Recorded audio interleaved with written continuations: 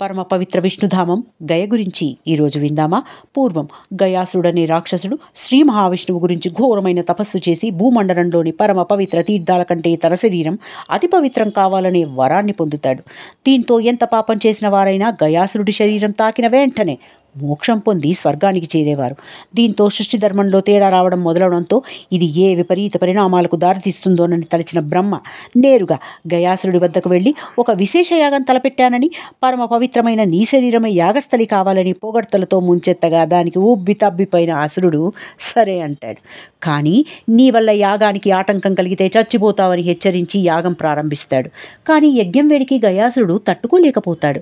తన మరణ సమయం ఆసన్నమైందని భావించి తను కొల్చే దైవం శ్రీహరి చేతిలోనే తనకు మరణం సంభవించాలని, తన శరీరం నశించిన ఈ ప్రాంతం తన పేరుతో ప్రసిద్ధి పొంది పరమ పవిత్ర పుణ్యక్షేత్రంగా పేరు పొందాలని కోరుకుంటాడు. అలా ఏర్పడిందే ఈ గయాక్షేత్రం.